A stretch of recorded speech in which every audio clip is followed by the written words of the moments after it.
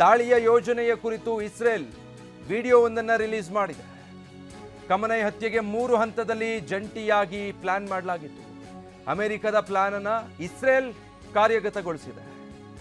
America Israel target ಇದ್ದಿದ್ದು ಕೇವಲ ಟೆಹರಾನ್ನಲ್ಲಿರುವಂತಹ supreme leader ಖಮನೈ ಹತ್ಯೆಯ ಪ್ಲಾನ್ ಜಂಟಿ ಪ್ಲಾನ್ ಆಗಿತ್ತು. 3 ಹಂತದಲ್ಲಿ ಇಸ್ರೇಲ್ ಇದಕ್ಕಾಗಿ ವ್ಯೂಹ ಹೆಣೆದಿತ್ತು. ಅಮೆರಿಕಾಗೆ ಖಮನೈನ ಹತ್ಯೆ ಮಾಡಬೇಕಾಗಿತ್ತು, ಅದನ್ನು ಪೂರ್ಣಗೊಳಿಸಿದ್ದು, ಅದಕ್ಕಾಗಿ ಪಕ್ಕಾ ಪ್ಲಾನ್ ಮಾಡಿ ದಾಳಿ ನಡೆಸಿದ್ದು ಇಸ್ರೇಲ್. ಮೊದಲನೇದಾಗಿ ಪಶ್ಚಿಮ ಇರಾನ್ನಲ್ಲಿದ್ದಂತಹ ರಕ್ಷಣಾ ವ್ಯವಸ್ಥೆಯನ್ನು ಧ್ವಂಸಗೊಳಿಸಬೇಕಾಗಿತ್ತು. ಖಮನೈ ಹತ್ಯೆಗೆ ಹಂತ ಹಂತವಾಗಿ ಯಾವ ರೀತಿ ಪ್ಲಾನ್ ರೆಡಿಯಾಗಿತ್ತು ಅನ್ನೋದನ್ನು ನೋಡ್ತಾ ಇದ್ದೀರಾ. ಪಶ್ಚಿಮ ಇರಾನ್ನಲ್ಲಿದ್ದ ಕ್ಷಿಪಣಿ ಉಡಾವಣಾ ಯಂತ್ರಗಳನ್ನು ನಾಶಗೊಳಿಸಬೇಕಾಗಿತ್ತು. ಅಂದರೆ ಡಿಫೆಂಡ್ ಅಟ್ಯಾಕ್ ಏನಿರುತ್ತೆ ಅದನ್ನು ಮೊದಲು ನಾಶ ಮಾಡಬೇಕಾಗಿತ್ತು. ಎರಡನೇದಾಗಿ ಪಶ್ಚಿಮ ಇರಾನ್ನ ಒಳಗೆ ನುಗ್ಗಿ ಟೆಹರಾನ್ಗೆ ದಾರಿ ಸುಗಮಗೊಳಿಸಿಕೊಳ್ಳಬೇಕು. ಆ ನಂತರ ಟೆಹರಾನ್ ವಾಯು ಪ್ರದೇಶದಲ್ಲಿ ವ್ಯೂಹದ ರೀತಿಯಲ್ಲಿ ದಾಳಿ ನಡೆಸಬೇಕು ಅನ್ನೋದು. ಒಂದು ಕಡೆ ಅದರ ಗ್ರಾಫಿಕಲ್ ರೆಪ್ರೆಸೆಂಟೇಷನ್ ನೋಡ್ತಾ ಇದ್ದೀರಾ.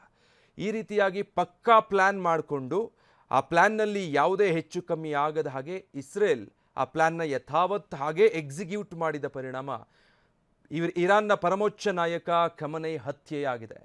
ಮೊದಲು ಪಶ್ಚಿಮ ಇರಾನ್ನಲ್ಲಿ ಏನು ಈ ಕ್ಷಿಪಣಿಗಳ ನೆಲೆ ಇತ್ತು ಅದನ್ನು ಉಡಿಸ್ ಮಾಡಿ ಒಳಗೆ ಹೋಗೋದು ಮೊದಲ ಹಂತ ಆಗಿತ್ತು.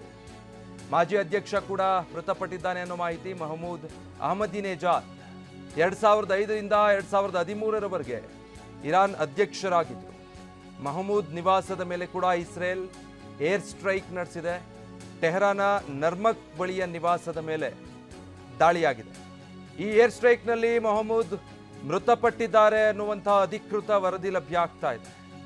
ಟೆಹರಾನ್ನಾದ್ಯಂತ ಈ ರೀತಿ ದಾಳಿಗಳು ನಡೆದಿದೆ. ಈ ಇಬ್ಬರು ಪ್ರಮುಖ ನಾಯಕರೂ ಸೇರಿದಂತೆ ಒಟ್ಟು 48 ಪ್ರಮುಖ ನಾಯಕರನ್ನ ಹತ್ಯೆಗೈಯಲಾಗಿದೆ ಅಂತ ಡೊನಾಲ್ಡ್ ಟ್ರಂಪ್ ಹೇಳಿದ್ದಾರೆ. ಈ ಮಹಮೂದ್ ಅಹಮದಿನೇಜಾದ್ 2008ರಿಂದ 2013ರವರೆಗೆ ಏನು ಇಸ್ರೇಲ್ನಲ್ಲಿ ಆಡಳಿತ ನಡೆಸಿದ್ರು. ಆ ಸಂದರ್ಭದಲ್ಲಿ ಕೂಡ ಇರಾನ್ನಲ್ಲಿ ಆಡಳಿತ ನಡೆಸೋ ಸಂದರ್ಭದಲ್ಲಿ ಇಸ್ರೇಲ್ ಮತ್ತು ಅಮೆರಿಕ ವಿರುದ್ಧ ಬಹಳ ಕಠಿಣವಾದಂತಹ ನೀತಿಗಳನ್ನು ಹೊಂದಿದ್ರು. ಅಷ್ಟೇ ಕಟುವಾಗಿ ಉತ್ತರವನ್ನು ಕೊಡ್ತಾ ಇದ್ರು ತಮ್ಮದೇ ಶೈಲಿಯಲ್ಲಿ ಇಸ್ರೇಲ್ ಮತ್ತು ಅಮೆರಿಕಾಗೆ. ಹೀಗಾಗಿ ಬಹಳ ದೊಡ್ಡ ಶತ್ರುತ್ವವನ್ನು ಕಟ್ಟಿಕೊಂಡಿದ್ರು. ಅದಾದ ಬಳಿಕ ಈಗ ಇದ್ದಂತಹ ಪರಮೋಚ್ಚ ನಾಯಕ ಖಮನೈ ಆ ಸ್ಥಾನವನ್ನು ಏರಿದ್ದದ್ದು. ಖಮನೈ ಹತ್ಯೆಯ ನಂತರ ಮಹಮೂದ್ ಅಹಮದಿನೇಜಾದ್ನ ಕೂಡ ಟಾರ್ಗೆಟ್ ಮಾಡಿ ಇಸ್ರೇಲ್ ಪಡೆಗಳು ಮುಗಿಸಿ ಹಾಕುವಲ್ಲಿ ಯಶಸ್ವಿಯಾಗಿದ್ದಾವೆ. ಕೇವಲ ಪರಮೋಚ್ಚ ನಾಯಕನ ಅಂತ್ಯಗೊಳಿಸಬೇಕು ಅನ್ನೋದಷ್ಟೇ ಇಸ್ರೇಲ್ ಮತ್ತು ಅಮೆರಿಕದ ಪ್ಲಾನ್ನ ಭಾಗ ಆಗಿರಲಿಲ್ಲ. ಬದಲಾಗಿ ಯಾವೆಲ್ಲ ಪ್ರಮುಖ ನಾಯಕರಿದ್ದಾರೆ ಆ ಎಲ್ಲರನ್ನೂ ಕೂಡ ಯುದ್ಧದ ಆರಂಭದಲ್ಲೇ ಹುಟ್ಟಡಗಿಸಬೇಕು ಅಂತ ಹೇಳಿ ಅಮೆರಿಕ ಮತ್ತು ಇಸ್ರೇಲ್ ಪಕ್ಕಾ ಪ್ಲಾನ್ ಮಾಡಿಕೊಂಡು ಈ ದಾಳಿಯನ್ನು ನಡೆಸಿತು.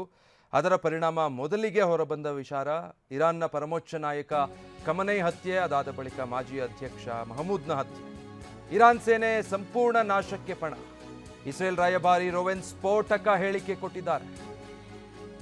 ಭಾರತದಲ್ಲಿರೋ ಇಸ್ರೇಲ್ ರಾಯಭಾರಿ ರೋವೆನ್ ಇದು ಟೀಸರ್ ಅಷ್ಟೇ, ಪಿಕ್ಚರ್ ಇನ್ನೂ ಬಾಕಿ ಇದೆ ಅಂತ ಹೇಳ್ತಿದ್ದಾರೆ.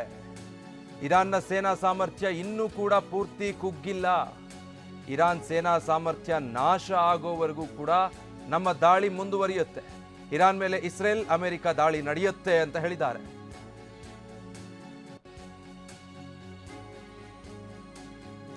ಇಸ್ರೇಲ್ ಮೇಲೆ ಇರಾನ್ ಕ್ಷಿಪಣಿ ದಾಳಿ ಮಾಡಿದ್ದು 8 ಜನ ಮೃತಪಟ್ಟಿದ್ದಾರೆ. ಬೇತ್ ಶೆಮೆಸ್ ನಗರದ ಮೇಲೆ ಇರಾನ್ ಕ್ಷಿಪಣಿ ದಾಳಿ ನಡೆಸಿದೆ. ಇರಾನ್ ಕ್ಷಿಪಣಿ ದಾಳಿಗೆ ಕಟ್ಟಡಗಳೆಲ್ಲ ಧ್ವಂಸಗೊಂಡಿದೆ. ನಾಗರಿಕರನ್ನು ಗುರಿಯಾಗಿಸಿ ದಾಳಿ ಮಾಡಿದ ಇರಾನ್ ಅಂತ ಇಸ್ರೇಲ್ ಆರೋಪಿಸಿದೆ. ಇಸ್ರೇಲ್ನ ಟೆಲ್ ಅವೀವ್ ಮೇಲೂ ಕೂಡ ಇರಾನ್ ದಾಳಿ ನಡೆಸಿದೆ. ಇರಾನ್ ಕ್ಷಿಪಣಿ ದಾಳಿಗೆ ಟೆಲ್ ಅವೀವ್ ಕಟ್ಟಡ ಸಂಪೂರ್ಣ ಧ್ವಂಸ ಆಗಿದೆ. ಸಂಪೂರ್ಣ ಜನವಸತಿಯ ಕಟ್ಟಡ ನೆಲಕ್ಕಪ್ಪಳಿಸ್ತಾ ಇದೆ. ರಕ್ಷಣಾ ತಂಡಗಳು ಕಟ್ಟಡದಲ್ಲಿ ಸಿಲುಕಿದವರ ರಕ್ಷಣೆಗೆ ಮುಂದಾಗಿದೆ. ಇಸ್ರೇಲ್ ಇರಾನ್ ಮೇಲೆ ಆರೋಪ ಮಾಡ್ತಾ ಇದೆ, ಜನವಸತಿ ಪ್ರದೇಶಗಳನ್ನೇ ಟಾರ್ಗೆಟ್ ಮಾಡಿಕೊಂಡು ಇರಾನ್ ದಾಳಿ ಮಾಡ್ತಾ ಇದೆ ಅಂತ. ಇದು ಇರಾನ್ನ ಕ್ಷಿಪಣಿ ದಾಳಿಯಿಂದಾಗಿ ಇಸ್ರೇಲ್ನಲ್ಲಿ ಉಂಟಾಗಿರುವಂಥ ಪರಿಸ್ಥಿತಿ. ಸೇನಾ ನೆಲೆಗಳ ಮೇಲೋ ಬಂಕರ್ಗಳ ಮೇಲೋ ದಾಳಿಯಾಗಿರೋದಲ್ಲ, ಇದು ಜನವಸತಿ ಕಟ್ಟಡಗಳ ಮೇಲೆ ದಾಳಿಯಾಗಿರೋದು. ಬಹುಮಹಡಿ ಕಟ್ಟಡ ಸಂಪೂರ್ಣವಾಗಿ ಕ್ಷಿಪಣಿ ದಾಳಿಯಿಂದ ನೆಲಕ್ಕಪ್ಪಳಿಸಿದೆ. ಅಲ್ಲಿ ಸಿಲುಕಿ 8 ಜನ ಈಗಾಗಲೇ ಮೃತಪಟ್ಟಿದ್ದಾರೆ. ಇನ್ನೂ ಹಲವರು ಅಲ್ಲಿ ಸಿಲುಕಿ ಪರದಾಡ್ತಿದ್ದಾರೆ. ಸದ್ಯ ಅವರನ್ನು ರಕ್ಷಿಸೋದಕ್ಕೆ ರಕ್ಷಣಾ ತಂಡಗಳು ಸ್ಥಳದಲ್ಲಿ ಹರಸಾಹಸ ಪಡ್ತಾ ಇದ್ದಾವೆ. ಈ ಮಧ್ಯೆ ಇಸ್ರೇಲ್ ಇರಾನ್ ವಿರುದ್ಧ ಮತ್ತೆ ಕೆಂಡ ಕಾರ್ತಾ ಇದೆ. ಸೇನೆಯನ್ನು ಬಿಟ್ಟು ನಾಗರಿಕರನ್ನು ಗುರಿಯಾಗಿಸಿಕೊಂಡು ಇರಾನ್ ದಾಳಿ ಮಾಡ್ತಾ ಇದೆ ಅಂತ ಹೇಳಿ ಇಸ್ರೇಲ್ ಆರೋಪ ಮಾಡ್ತಾ ಇದೆ. ಇರಾನ್ ಮಾತ್ರ ಮತ್ತೊಂದು ಕಡೆ ನಿರಂತರವಾಗಿ ತನ್ನ ಕ್ಷಿಪಣಿ ದಾಳಿಯನ್ನು ಮುಂದುವರಿಸ್ತಾ ಇದೆ. ಕಾರಣ ಈಗಾಗಲೇ ತಮ್ಮ ಪರಮೋಚ್ಚ ನಾಯಕನ ಹತ್ಯೆಯಾಗಿದೆ. ಅದರ ಜೊತೆಗೆ ಅಮೆರಿಕ ಮತ್ತು ಇಸ್ರೇಲ್ನ ಜಂಟಿ ದಾಳಿಯಿಂದ ಏಕಕಾಲಕ್ಕೆ ದೊಡ್ಡ ಪ್ರಮಾಣದಲ್ಲಿ ಇರಾನ್ ಪೆಟ್ಟು ತಿಂದಿದೆ. ಅದಕ್ಕೆ ಅಷ್ಟೇ ದೊಡ್ಡ ಪ್ರಮಾಣದಲ್ಲಿ ಪ್ರತ್ಯುತ್ತರ ನೀಡಬೇಕು ಅಂತ ಹೇಳಿ ಇರಾನ್ ಸೆಟೆದು ನಿಂತಿರೋದ್ರಿಂದ ಇಂಥ ಪರಿಸ್ಥಿತಿ ನಿರ್ಮಾಣ ಆಗ್ತಾ ಇದೆ. ಇಸ್ರೇಲ್ ಹಾಗೂ ಅಮೆರಿಕ ಒಂದೆಡೆ ಇರಾನ್ನ ಪ್ರಮುಖ ಸೇನಾ ನೆಲೆಗಳು ನಾಯಕರನ್ನು ಟಾರ್ಗೆಟ್ ಮಾಡಿ ಈಗಾಗಲೇ ಮುಗಿಸೋ ಹಂತಕ್ಕೆ ಬಂದಿದ್ರೆ, ಇರಾನ್ ಮತ್ತೊಂದು ಕಡೆ ಅದೆಲ್ಲದಕ್ಕೂ ಪ್ರತ್ಯುತ್ತರ ಅನ್ನೋ ಹಾಗೆ ಇತರೆ ಗಲ್ಫ್ ರಾಷ್ಟ್ರಗಳಲ್ಲಿರುವ ಅಮೆರಿಕ ಸೇನಾ ನೆಲೆಗಳನ್ನು ಟಾರ್ಗೆಟ್ ಮಾಡಿಕೊಂಡು ಅಟ್ಯಾಕ್ಗಳನ್ನು ಲಾಂಚ್ ಮಾಡ್ತಾ ಇದೆ. ಜೊತೆಗೆ ಇಸ್ರೇಲ್ನ ನಾಗರಿಕರು. ಇರಾನ್ನಲ್ಲಿ ಎಲ್ಲವೂ ಕೂಡ ಚೆನ್ನಾಗಿದೆ ಅಂತ ವಿದೇಶಾಂಗ ಸಚಿವ ಹೇಳಿಕೊಂಡಿದ್ದಾರೆ. ಇರಾನ್ನ ವಿದೇಶಾಂಗ ಸಚಿವ ಅಬ್ಬಾಸ್ ಅರಾಗ್ವಿ ಹೇಳಿಕೆ ಕೊಟ್ಟಿದ್ದಾರೆ. ಈ ಯುದ್ಧದಲ್ಲಿ ಅಮೆರಿಕದವರಿಗೆ ಯಾವುದೇ ಗೆಲುವಾಗಿಲ್ಲ. ನಾವು ಕೆಲ ಉನ್ನತ ಕಮಾಂಡರ್ಗಳನ್ನು ಕಳ್ಕೊಂಡಿದ್ದೀವಿ, ಆದರೆ ಅವರ ಸ್ಥಾನಕ್ಕೆ ಬೇರೆಯವರನ್ನ ಈಗಾಗಲೇ ನಿಯೋಜಿಸಲಾಗಿದೆ. ಇರಾನ್ನಲ್ಲಿ ಎಲ್ಲವೂ ಚೆನ್ನಾಗಿದೆ ಅಂತ ಹೇಳಿ ಅಬ್ಬಾಸ್ ರಕ್ಷಣಾ ಸಚಿವ ಹೇಳಿಕೆ ಕೊಟ್ಟಿದ್ದಾರೆ. ಇರಾನ್ನ 9 ನೌಕಾಪಡೆಯ ಹಡಗುಗಳು ಸರ್ವನಾಶ ಆಗಿದೆ. ದಾಳಿ ಬಗ್ಗೆ ಖುದ್ದು ಅಮೆರಿಕ ಅಧ್ಯಕ್ಷ ಟ್ರಂಪ್ ಮಾಹಿತಿ ನೀಡಿದ್ದಾರೆ. ದಾಳಿಯ ಕುರಿತು ಪೋಸ್ಟ್ ಮಾಡಿದ್ದಾರೆ ಟ್ರಂಪ್. 9 ನೌಕಾಪಡೆಯ ಹಡಗುಗಳನ್ನು ಮುಳುಗಿಸಿದ್ದೇವೆ. ಅಮೆರಿಕ ಅಧ್ಯಕ್ಷ ಡೊನಾಲ್ಡ್ ಟ್ರಂಪ್ ಟ್ವೀಟ್ ಮಾಡಿದ್ದಾರೆ. ಇರಾನ್ನ ನೌಕಾಪಡೆಯ 9 ಹಡಗುಗಳನ್ನು ನಾಶ ಮಾಡಿದ್ದೀವಿ ಅಂತ ಅಮೆರಿಕ ಅಧ್ಯಕ್ಷ ಡೊನಾಲ್ಡ್ ಟ್ರಂಪ್ ದಾಳಿಯ ಕುರಿತು ಪೋಸ್ಟ್ ಮಾಡಿದ್ದಾರೆ. ಡೊನಾಲ್ಡ್ ಟ್ರಂಪ್ ಒಂದೊಂದೇ ಸ್ಫೋಟಕ ಮಾಹಿತಿಗಳಿಗೆ ಸಂಬಂಧಪಟ್ಟ ಹಾಗೆ ಮಾತನಾಡ್ತಾ ಬರ್ತಿದ್ದಾರೆ. ಮೊದಲಿಗೆ ಇರಾನ್ನ 48 ಪ್ರಮುಖ ನಾಯಕರನ್ನ ನಮ್ಮ ಅಟ್ಯಾಕ್ನಲ್ಲಿ ಈಗಾಗಲೇ ಕೊಂದು ಹಾಕಿದ್ದೀವಿ ಅಂತ ಸಂದರ್ಶನವೊಂದರಲ್ಲಿ ಹೇಳಿದರು. ಈಗ ಇರಾನ್ನ ನೌಕಾಪಡೆಯ 9 ಹಡಗುಗಳನ್ನು ನಾವು ನಾಶ ಮಾಡಿ ಮುಳುಗಿಸಿದ್ದೀವಿ ಅಂತ ಹೇಳಿ ಡೊನಾಲ್ಡ್ ಟ್ರಂಪ್ ಪೋಸ್ಟ್ ಮಾಡಿದ್ದಾರೆ. ಅಧಿಕೃತವಾಗಿ 9 ಇರಾನ್ನ ಹಡಗುಗಳನ್ನು ನಮ್ಮ ದಾಳಿಯಿಂದ ಸಮುದ್ರದಲ್ಲಿ ಮುಳುಗಿಸಿಬಿಟ್ಟಿದ್ದೀವಿ, ಅದು ಇನ್ನೆಂದೂ ಕೂಡ ತೇಲೋದಕ್ಕೆ ಸಾಧ್ಯ ಇಲ್ಲ. ಆ ರೀತಿಯಾದಂಥ ಹೊಡೆತ ಕೊಟ್ಟಿದೆ ಅಮೆರಿಕ ಸೇನೆ ಇರಾನ್ಗೆ ಈ ಯುದ್ಧದಲ್ಲಿ.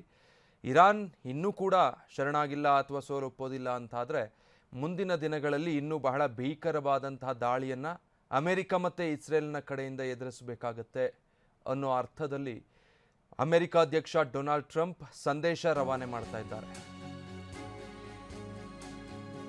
ಅಮೆರಿಕ ಇರಾನ್ ನಡುವೆ ಈ ದಾಳಿಯ ಜಟಾಪಟಿ ಜೋರಾಗಿದೆ. ಅಬ್ರಹಾಂ ಲಿಂಕನ್ ಮೇಲೆ ದಾಳಿಯಾಗಿದೆ ಅಂತ ಇರಾನ್ ಹೇಳ್ತಾ ಇದೆ, ಆದರೆ ಯಾವುದೇ ದಾಳಿ ಆಗಿಲ್ಲ ಅಂತ ಅಮೆರಿಕ ಹೇಳ್ಕೊಳ್ತಾ ಇದೆ. ಇರಾನ್ ಹೇಳಿಕೆಯನ್ನ ಅಮೆರಿಕ ಸುಳ್ಳು ಅಂತ ಹೇಳಿದೆ. ಅಮೆರಿಕದ ಬೃಹತ್ ಯುದ್ಧ ನೌಕೆ ಅಬ್ರಹಾಂ ಲಿಂಕನ್ ಯುದ್ಧ ನೌಕೆ USS ಅಬ್ರಹಾಂ ಲಿಂಕನ್ ಮೇಲೆ ದಾಳಿ ಮಾಡಿದ್ದೀವಿ ಅಂತ ಇರಾನ್ ಹೇಳ್ತಾ ಇದೆ. 4 ಕ್ಷಿಪಣಿಗಳಿಂದ ನೌಕೆ ಮೇಲೆ ದಾಳಿಯಾಗಿದೆ ಅಂತ ಇರಾನ್ ಹೇಳ್ಕೊಂಡಿತ್ತು, ಆದರೆ ಈ ದಾಳಿ ನಡೆದಿಲ್ಲ, ನೌಕೆ ಸೇಫ್ ಆಗಿದೆ ಅಂತ ಅಮೆರಿಕ ಹೇಳ್ತಾ ಇದೆ. ಕ್ಲೇಮ್ ಮಾಡ್ತಾ ಇದ್ದಾರೆ ಎರಡೂ ಕಡೆಯವರು. ಈಗ ಅಮೆರಿಕ ಅಧ್ಯಕ್ಷ ಡೊನಾಲ್ಡ್ ಟ್ರಂಪ್ ಹೇಳ್ಕೊಂಡ ಹಾಗೆ 9 ಹಡಗುಗಳನ್ನು ಮುಳುಗಿಸಿದ್ದೀವಿ ಅಂತ. ಅದೇ ರೀತಿ ಅಬ್ರಹಾಂ ಲಿಂಕನ್ ಅಂದರೆ ಅಮೆರಿಕದ ಬೃಹತ್ ಯುದ್ಧ ನೌಕೆ, ಅದನ್ನು ಮುಳುಗಿಸಿದ್ದೀವಿ ನಾವು. ಅದರ ಮೇಲೆ ನಮ್ಮ ಕ್ಷಿಪಣಿಗಳು ಯಶಸ್ವಿಯಾಗಿ ದಾಳಿ ನಡೆಸಿದ್ದಾವೆ. 4 ಕ್ಷಿಪಣಿಗಳಿಂದ ಈ ನೌಕೆ ಮೇಲೆ ದಾಳಿ ಮಾಡಿದ್ದೀವಿ, ಹೀಗಾಗಿ ಸಂಪೂರ್ಣ ನಾಶ ಆಗಿದೆ ಅಬ್ರಹಾಂ ಲಿಂಕನ್. ಅಮೆರಿಕ ಬಳಿ ಇರುವಂತಹ ಅತಿ ದೊಡ್ಡ ಯುದ್ಧ ನೌಕೆ ನಮ್ಮ ದಾಳಿಗೆ ಛಿದ್ರ ಆಗಿದೆ ಅಂತ ಇರಾನ್ ಹೇಳ್ಕೊಂಡಿತ್ತು, ಆದರೆ ಇದೆಲ್ಲ ಸುಳ್ಳು. ಅಬ್ರಹಾಂ ಲಿಂಕನ್ ಸೇಫ್ ಆಗಿದೆ, ಅದರ ಮೇಲೆ ಯಾವುದೇ ರೀತಿಯ ದಾಳಿಗೆ ಆಸ್ಪದವೇ ಸಿಕ್ಕಿಲ್ಲ. ಇರಾನ್ ಸುಳ್ಳು ಹೇಳ್ತಾ ಇದೆ ಅಂತ ಹೇಳಿ ಅಮೆರಿಕ ಪ್ರತಿಪಾದಿಸ್ಕೊಳ್ತಾ ಇದೆ.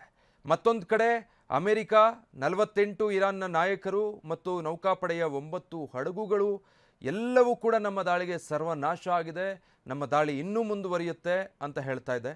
ಇಸ್ರೇಲ್ ಕೂಡ ಅಷ್ಟೇ ರೋಷಾವೇಶದಲ್ಲಿ ಸಂಪೂರ್ಣವಾಗಿ ಇರಾನ್ ಸೇನೆಯ ಶಕ್ತಿಯನ್ನು ಕುಗ್ಗಿಸೋವರೆಗೆ, ನಾಶ ಮಾಡೋವರೆಗೂ ಕೂಡ ಈ ದಾಳಿ ನಿಲ್ಲೋದಿಲ್ಲ. ಇನ್ನು ಇರಾನ್ ಸೇನೆಯ ಶಕ್ತಿ ಸಂಪೂರ್ಣವಾಗಿ ಕುಗ್ಗಿಲ್ಲ, ಅದನ್ನು ಸಂಪೂರ್ಣವಾಗಿ ಕುಗ್ಗಿಸಿದ ಮೇಲಷ್ಟೇ ಈ ಯುದ್ಧ ನಿಲ್ಲುತ್ತೆ ಅನ್ನುವಂಥ ಸ್ಫೋಟಕ ಹೇಳಿಕೆಯನ್ನು ಕೊಡ್ತಿದ್ದಾರೆ. ಪರಸ್ಪರ ದಾಳಿ ಪ್ರತಿದಾಳಿ ನಡೀತಾ ಇರೋದ್ರಿಂದಾಗಿ ಆ ದೇಶಗಳು ಈ ರೀತಿಯಾದಂಥ ಹೇಳಿಕೆಗಳನ್ನು ಬಿಡುಗಡೆ ಮಾಡ್ತಾ ಇದೆ.